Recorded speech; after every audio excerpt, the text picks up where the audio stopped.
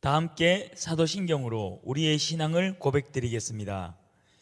나는 전능하신 아버지 하나님 천지의 창조주를 믿습니다. 나는 그의 유일하신 아들 우리 주 예수 그리스도를 믿습니다. 그는 성령으로 잉태되어 동정녀 마리아에게서 나시고 본디오 빌라도에게 고난을 받아 십자가에 못 박혀 죽으시고 장사된 지 사흘 만에 죽은 자 가운데서 다시 살아나셨으며 하늘에 오르시어 전능하신 아버지 하나님 우편에 앉아 계시다가 거기로부터 살아있는 자와 죽은 자를 심판하러 오십니다. 나는 성령을 믿으며 거룩한 공교회와 성도의 교제와 죄를 용서받는 것과 몸의 부활과 영생을 믿습니다. 아멘.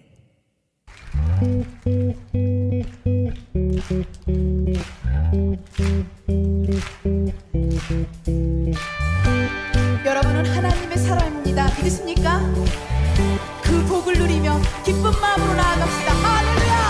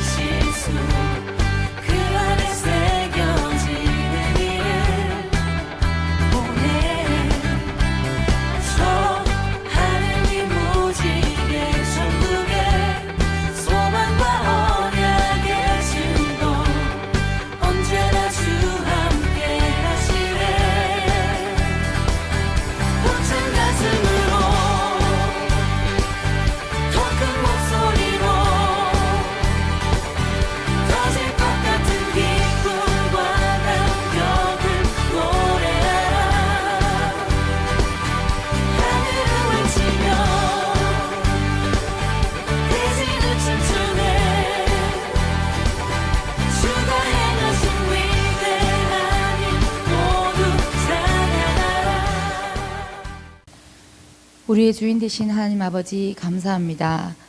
우리에게 새날을 허락하시고 여기 이 자리에 모여 함께 예배하게 하심을 감사드립니다. 지난 한 주를 지나오며 돌이켜볼 때 주님을 잊고 믿지 않는 자들과 같이 생각하고 행동한 우리들의 모습을 고백합니다. 아버지, 이런 부족한 우리들의 모습까지도 용서하시고 사랑하시는 아버지, 우리가 삶의 어느 자리에 있든지 주님의 자녀로서의 삶을 살아낼 수 있는 은혜를 허락하시고 순간순간 주님을 향해 나아갈 수 있는 우리 중고등부가 되게 하여 주시옵소서. 이번 주는 또한 고3들의 수능이 있습니다. 오랜 시간 준비하고 노력한 수능시험, 이 시험을 잘 치르며 집중하고 안전하게 시험을 잘 볼 수 있도록 하여 주시고 지난 시간의 노력이 헛되지 않게 하여 주시옵소서. 또한 시험 시간 중에도 주님께서 지혜를 허락하여 주시옵소서. 오늘 이 자리에 우리가 모여 예배를 통해 주님의 말씀을 알아갈 수 있게 성령님께서 도우시고 우리의 예배에 함께하여 주시길 간절히 바라고 원합니다. 어떤 상황 속에서도 주님과 동행하고 있음을 알게 하시고 모든 영광을 주님께 드립니다. 이 모든 말씀 우리를 사랑하시는 예수 그리스도의 이름으로 기도드립니다. 아멘. 오늘 우리에게 주시는 하나님의 말씀은 사무엘상 24장 4절에서 7절 말씀입니다. 다윗의 사람들이 가로되 보소서, 여호와께서 당신에게 이르시기를 내가 원수를 내 손에 붙이리니 내 소견에 선한 대로 그에게 행하라 하시더니 이것이 그날이니이다. 다윗이 일어나서 사울의 겉옷자락을 가만히 베니라. 그리한 후에 사울의 옷자락 뱀을 인하여 다윗의 마음이 찔려 자기 사람들에게 이르되 내가 손을 들어 여호와의 기름 부음을 받은 내 주를 치는 것은 여호와의 금하시는 것이니 그는 여호와의 기름 부음을 받은 자가 됨이니라 하고, 다윗이 이 말로 자기 사람들을 금하여 사울을 해하지 못하게 하니라. 사울이 일어나 굴에서 나가 자기 길을 가니라. 아멘. 네, 오늘 말씀의 제목은 다 함께 읽어볼까요? 시작. 네. 오늘 우리 중고등부에서 어떤 일이 있습니까? 오늘 우리 중고등부 예배 공동체는 총회를 통하여서 새롭게 한 해를 이끌어갈 일꾼들을 세웁니다. 그리고 우리 교회는 지금 새로운 담임 목사님 청빙을 준비하고 있습니다. 오늘 본문은 제가 작년 10월 달에 둘째 주와 셋째 주 두 주간에 걸쳐서 다윗의 모습을 통하여 거의 같은 본문 그리고 완전히 똑같은 제목으로 하나님의 말씀을 선포하였던 내용입니다. 아마 그때의 내용과 크게 다르지 않을 것이라고 생각하지만은, 그러나 1년이 지난 이 시점에 여러분이 다 잊어버렸을 걸로 생각하고, 또한 우리가 새로운 임원과 새로운 담임 목사님을 준비하면서 하나님께서 세우신 사람에 대해서 우리가 한 번 더 함께 생각해 보기를 원합니다. 이 말씀을 보려면은 1절부터 조금 상황을 이해할 필요가 있습니다. 사울이 블레셋 사람을 쫓다가 돌아오매 어떤 사람이 그에게 말하여 이르되, 보소서 다윗이 엔게디 광야에 있더이다 하니.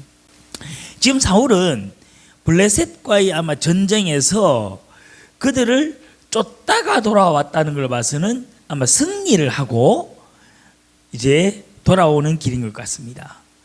이 길에 사울의 부하 중에 한 사람이 다윗이 이 근처에 있는 엔게디 광야라는 곳에 있다라는 것을 알게 된 것 같습니다. 그래서 그는 사울 왕에게 이야기를 합니다.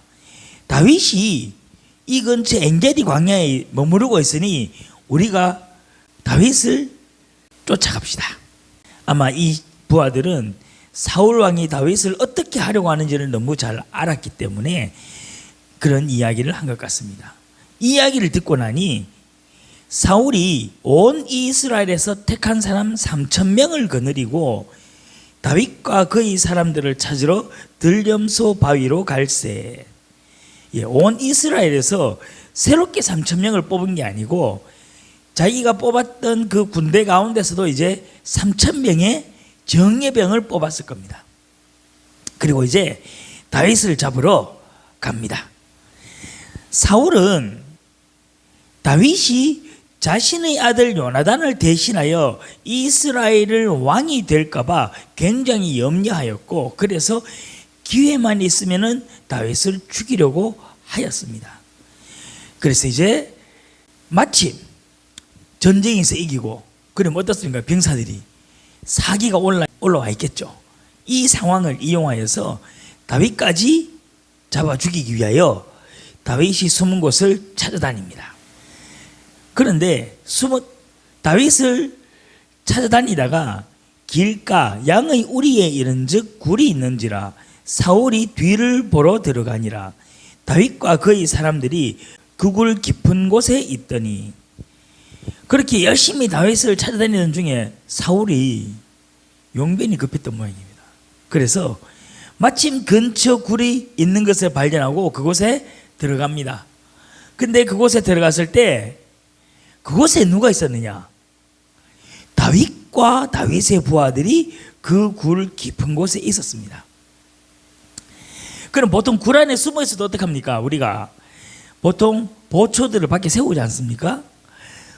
그러니까는 사울 왕과 아마 아주 측근 한두 명의 호위병만 왔을 수도 있고, 아니면 사울 왕 혼자 들어왔을 수도 있겠죠.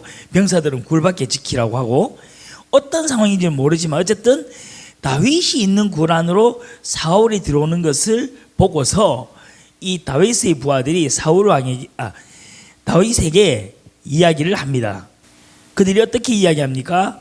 다윗의 사람들이 가로되, 보소서 여호와께서 당신에게 이르시기를 내가 원수를 내 손에 붙이리니 내 소견에 선한 대로 그에게 행하라 하시더니 이것이 그날이니이다.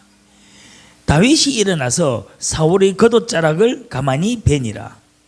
다윗의 부하들도 이제 다윗에게 이야기를 합니다. 우리 여호와 하나님께서 내가 다윗 너희 원수를 다윗 너희 손에 맡길 것이니 너는 너희 소견에 선한 대로 행하라라는 말씀을 하셨고 이제 그 날이 왔습니다. 그러니 이제 사울 왕을 죽입시다라고 이야기를 합니다. 그런데 다윗은 가만히 사울의 겉옷자락만 뱁니다. 그 이후에 다윗은 이렇게 이야기를 합니다. 자기 사람들에게 이르되 내가 손을 들어 여호와의 기름 부음을 받은 내 주를 치는 것은 여호와의 금하시는 것이니 그는 여호와의 기름 부음을 받은 자가 됨이니라 하고. 다윗의 내용은 무엇입니까? 여호와 하나님께 기름 부음을 받은 이스라엘 민족의 왕을 치는 것은 여호와 하나님께서 금지하는 것이다. 그래서 사울 왕이 아무리 나를 잡아 죽이려고 할지라도 그는 여호와 하나님께 기름을 부은 받은 사람이기 때문에 나는 그를 해칠 수가 없다. 그를 칠 수 있는 분은 오직 여호와 하나님뿐이다라는 이야기를 합니다. 그리고 다윗이 이 말로 자기 사람들을 금하여 사울을 해하지 못하게 하니라. 사울이 일어나 굴에서 나가 자기 길을 가니라. 다윗은 자신도 사울 왕을 해치지 아니하였지만은 다윗은 자신의 부하들에게도 사울 왕을 해치지 못하도록 명령을 내렸고 그래서 사울은 안전하게 굴을 떠날 수 있었습니다. 이 이후에 어떤 사건이냐면은 사울 왕이 다른 민족과의 전쟁에서 죽임을 당합니다. 근데 완전히 죽은 게 아니고 큰 부상을 당합니다. 그래서 큰 부상을 당해서 다 죽어가는 상황 속에서 자기 옆에 있는 마침 지나가는 병사에게 나를 죽여달라고 이야기를 하고 그 병사는 사울 왕을 목숨을 끊습니다. 그리고 당당하게 다윗에게로 갑니다. 그리고 사울 왕이 이런 상황에 있어서 내가 그의 목숨을 끊었습니다 라고 이야기를 합니다. 그러면은 이 병사는 어떻게 생각했겠습니까? 이제 새로운 왕 다윗이 그렇게 다윗을 괴롭혔던 사울 왕을 자기가 생명을 마무리를 했으니 다윗 왕의 칭찬을 받을 거라 생각했죠. 그런데 다윗 왕은 그 병사를 그 자리에서 사형시키라고 명령을 내립니다. 그 이유는 같습니다. 감히 하나님이 기름 부음을 받은 사람의 생명을 끊었기 때문이었습니다. 오늘 본문에는 세 종류의 사람이 등장합니다. 첫 번째 사람은 자기 자신의 뜻으로 하나님이 세운 사람을 해치려고 하는 사람들입니다. 여기에는 사울 왕과 그의 부하들이 포함됩니다. 사울 왕도 아직 왕위에 오르지 않은 다윗도 모두 하나님께 이미 기름 부음을 받은 사람입니다. 그런데 사울 왕은 자신의 뜻과 맞지 않는다는 이유로 그 자신의 뜻이 무엇입니까? 아들 요나단에게 물려주려는 왕위가 다윗에게 돌아갈까 봐 염려하여서 계속 다윗을 죽이려고 계획을 세웁니다.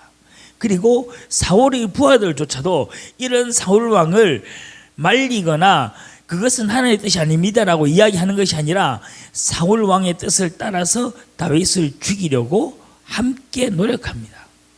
두 번째 등장하는 사람들은 하나님의 뜻을 앞세워 하나님이 세운 사람을 해치는 사람입니다.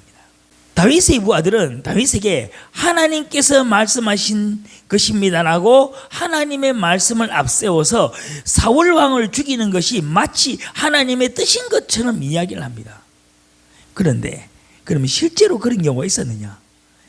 없습니다. 성경에서는 나타나지 않습니다. 다만 사무엘상 23장 즉 이 앞전에 다윗이 요나단과 헤어지는 장면에서 요나단이 이런 기도를 합니다. 다윗을 대적하는 자들을 하나님께서 제거하기를 원한다라는 기도를 드립니다. 또한 다윗을 해치려고 한 블레셋 민족에 대해서는 하나님께서 그들을 제거해도 좋다라고 허락하는 내용은 나타납니다. 그러나 이 이외에 사울 왕을 다윗의 대적자로 인정하고 사울 왕을 해쳐도 좋다는 하나님의 말씀은 성경 어디에도 찾을 수 없습니다. 그런데도 다윗의 부하들은 다윗에게 그것이 마치 사울 왕을 죽이는 것이 하나님의 뜻인 것처럼 이야기하면서 사울 왕을 죽일 것을 권유하고 있습니다. 세 번째가 다윗의 모습이죠. 하나님이 세운 사람을 인정하는 사람입니다. 하나님께서 세운 사람을 그가 하나님께 기름 부음을 받았고 그가 하나님께 세웠으니 그 자체로 그는 존중하고 받아들이는 사람이 나타납니다.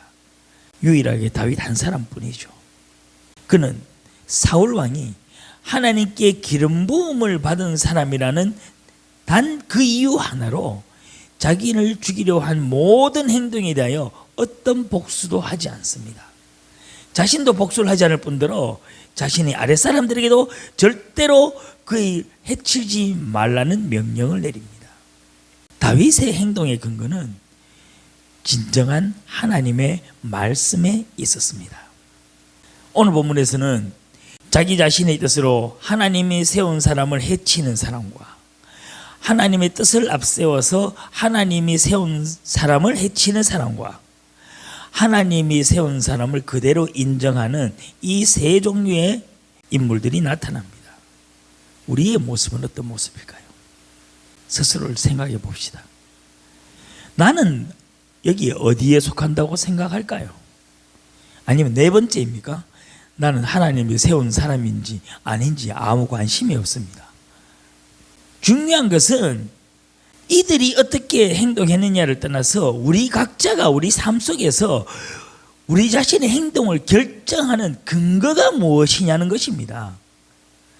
지금까지 제가 여러분에게 이야기했던 것은 우리는 성경적 가치관, 그것도 그냥 내가 이해하고 싶은 대로 이해하고 내가 받아들이고 싶은 대로 받아들이는 성경적 가치관이 아니라 정말 성경이 이야기하는 바른 성경적 가치관이 무엇인지에 대해서 고민하고 그 성경적 가치관이라면은 우리가 그것을 따라서 살자고 그렇게 살려고 노력해야 한다라고 이야기를 해왔습니다.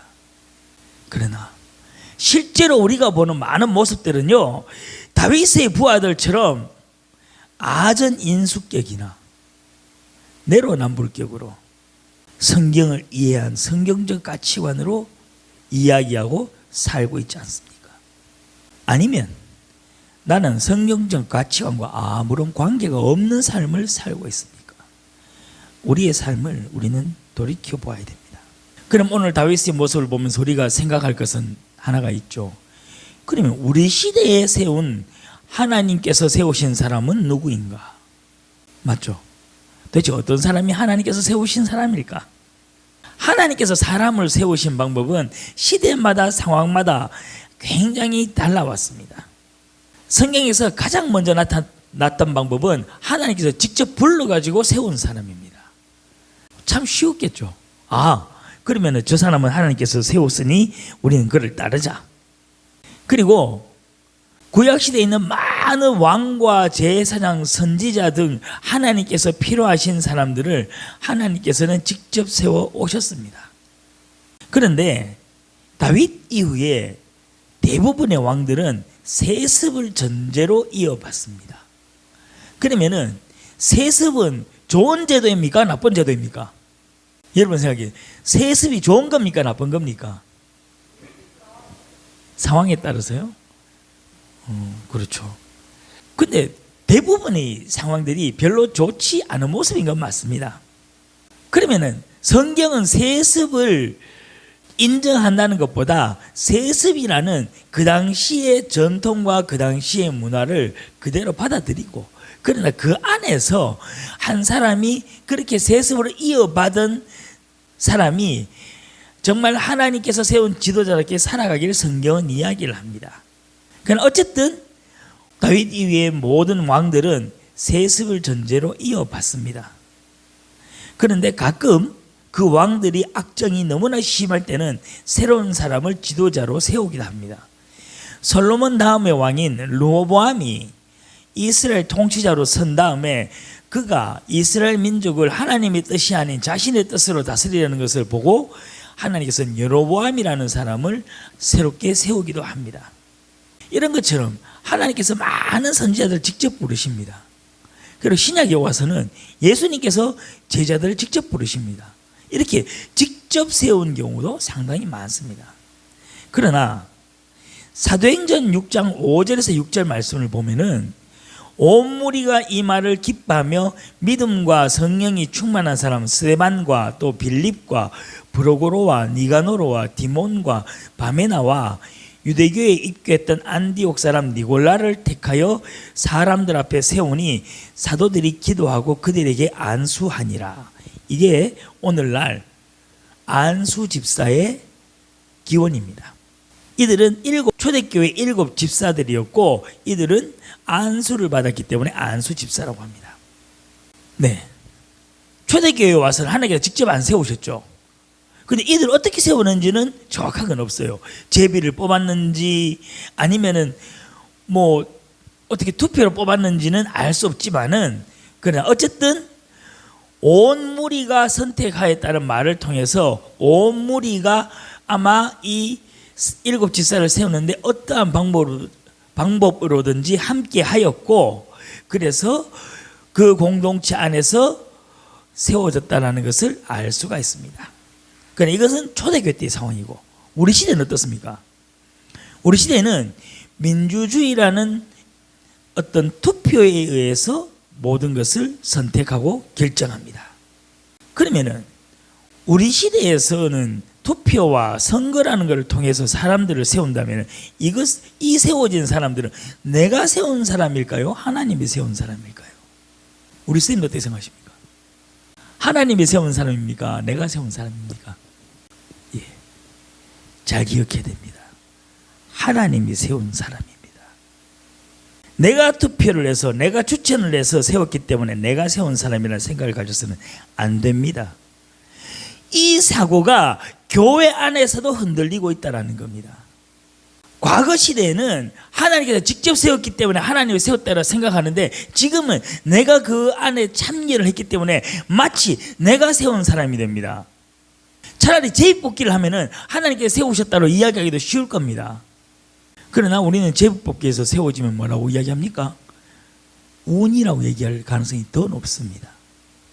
그 어디에서도 우리의 삶을 주관하는 하나님이 사라져가고 있다는 겁니다. 그런데 우리가 지금까지 교회에서 이야기한 것은 무엇입니까? 우리가 믿는 이 하나님이 온 세상의 창조주 하나님이시고 온 세상을 다스리는 하나님이라고 고백을 합니다. 이 세상의 모든 일이 하나님의 허락과 주권 안에서 이루어진다고 이야기를 합니다.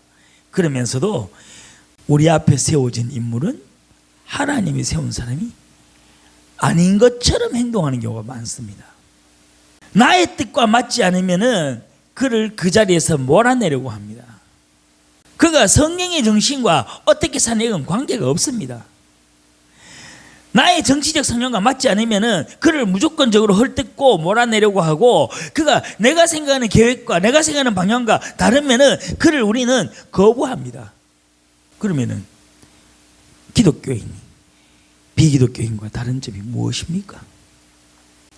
여러분, 하나님께서 세우신 사람은요, 그가 어떤 사람이고 그 자리가 어떤 자리이냐, 교회와 사회와 구별 없이 하나님께서 세우셨다는 겁니다.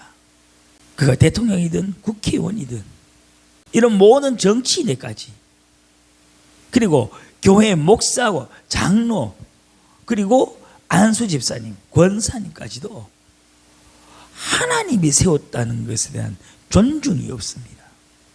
그래서 내가 뜻이 맞지 않으면은 어떻게 합니까? 그 직분을 안 받아버립니다. 결정권이 나에게 있다고 생각을 하는 겁니다. 전사님이 고등학교 시절 임원이 한 사람이 딱 선출됐어요.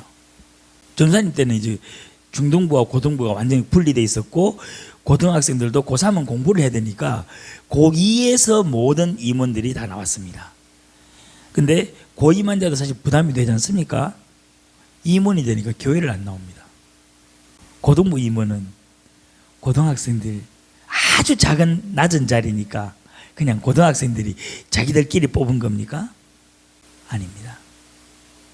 고등부 임원이라 할지라도 그 자리에 하나님이 세웠다는 마음을 가져야 됩니다.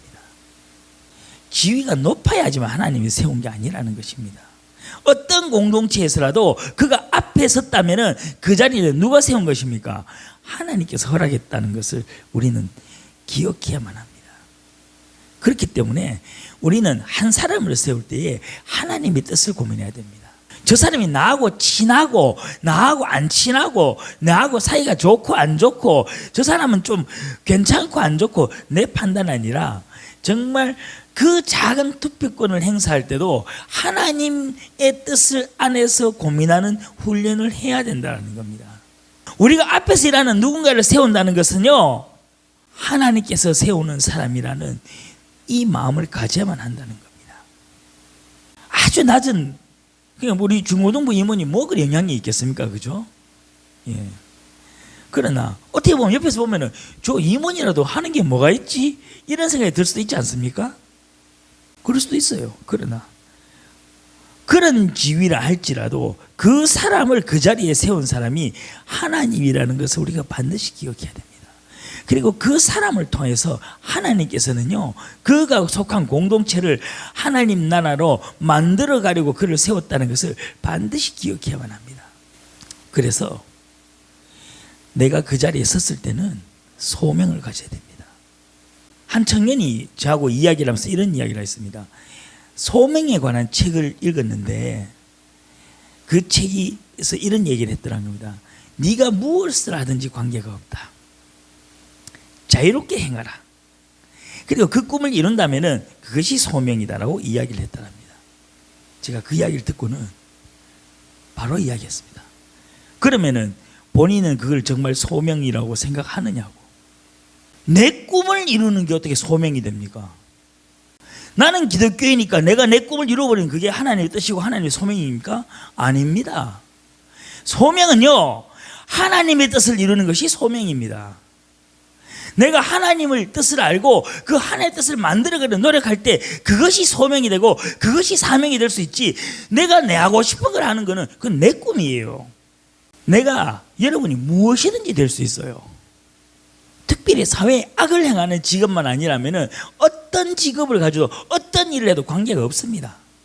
그러나 내가 선 그 안에서 내가 어떻게 하나님의 뜻을 이루고 어떻게 하나님 나라를 만들어 갈까를 고민하고 그것을 이룰 때 그 자리가 비로소 내 사명이 되고 내 소명의 자리가 될 수 있다는 겁니다. 우리 예원이가 이제 수능을 앞두고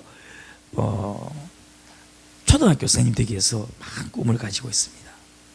초등학교 선생님이 자리에서 내가 어떻게 그리스도인으로서 살아갈 건지, 그 안에서 어떻게 하나님의 뜻을 이룰 건지를 고민을 하기를 바랍니다. 그것이 그랬을 때에 그 초등학교 교사의 자리가 나의 소명이 될 수 있고 그 자리가 나의 사명이 될 수 있다는 것입니다. 공장에서 일한다고 하나님의 사명과 하나님의 소명이 없는 게 아닙니다. 그 안에서도 다 있습니다. 그 본인들은 고민하기를 바랍니다. 여러분, 우리나라 교회에서는요, 믿는 사람이 되면은 하나님의 뜻이 이루어진다고 이야기를 합니다. 아닙니다. 비신앙인, 비기독교인이라 할지라도요, 그가 정말로 성경에서 가장 크게 중요한 생명, 정의, 평화를 위해서 일하는 사람이라면은 그는 하나님의 뜻에 합당한 사람입니다. 신앙인이라 할지라도 그가 생명, 정의, 평화 여기에 대해서 위배되는 행동을 한다면은 그는 오히려 비기독교인보다도 못한 정치인이라는 것을 기억해야만 합니다. 여러분, 우리가 어떤 사람을 세우고 내가 어떤 작은 자리에 있을 때 그곳에서 하나님의 뜻을 항상 생각하기를 바랍니다. 그리고 내가 서 있는 위치가 굉장히 작더라도 그곳에 나를 세우신 분이 하나님이라는 것을 기억하기를 바랍니다. 그리고 여러분에게 조금 갑작스러운 이야기를 하게 되는데, 저는 다음 주를 마지막으로 여러분과 이별을 하게 됩니다. 여러분, 새로운 전도사님과 여러분이 또한 새롭게 공동체를 끌고 나가면서도 여러분이 더 멋있는 우리 예배 공동체로 만들어 나가고 하나님 나라를 만들어가는 공동체로 세워지기를 간절히 소망합니다. 제가 여러분께 지난 3년 동안 이야기했던 것들 너무 어려워서 다 기억 못해도 괜찮습니다. 그러나 제가 여러분들이 정말 하나를 기억하기를 원한다면 단 하나입니다. 도대체 하나님의 뜻이 무엇인지는 모르겠지만은 적어도 내가 삶을 살아가면서 그 하나님의 뜻이 무엇인지 알아가기 위해서 고민을 해야 되고, 그리고 그 하나님의 뜻을 이루는 삶을 우리가 살아야만 한다는 것은 여러분이 반드시 기억하기를 소망합니다. 이 시간 우리가 기도를 드릴 때에 우리 고3을 위해서 기도합시다.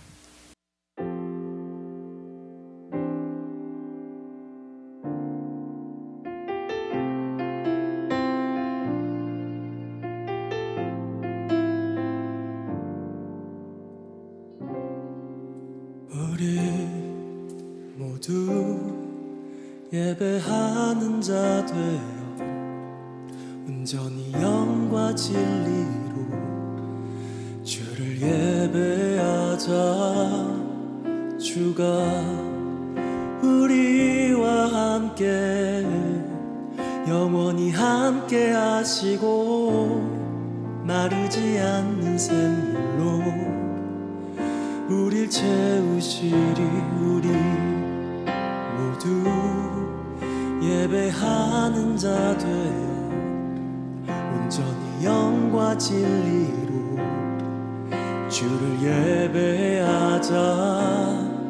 주가 우리와 함께 영원히 함께 하시고 마르지 않는 샘물로 우릴 채우시리라.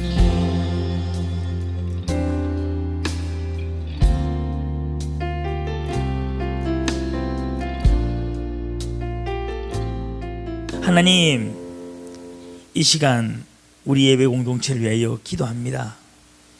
하나님, 우리는 지금까지 하나님의 세운 사람이 어떤 사람인지, 그리고 하나님이 세운 자리가 어떤 자리인지에 대해서 너무나 무관심하게 지내왔습니다. 그러나 오늘 다윗 왕의 모습을 보면서 하나님께서 세운 사람을 우리가 어떻게 생각해야 되는가를 알게 되었습니다.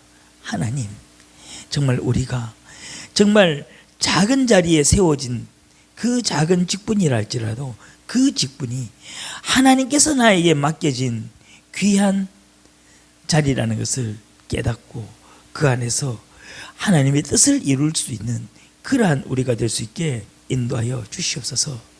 또한 우리 앞에 세워진 그 사람이 정말 나의 뜻과 다르고 정말 그를 보았을 때 내 마음이 너무 불편할지라도 내가 그를 위하여 기도할 수 있고 정말 내가 그를 위하여서 그리고 우리 공동체를 위하여서 이야기할 수 있는 그러한 사람이 될 수 있게 인도하여 주시옵소서.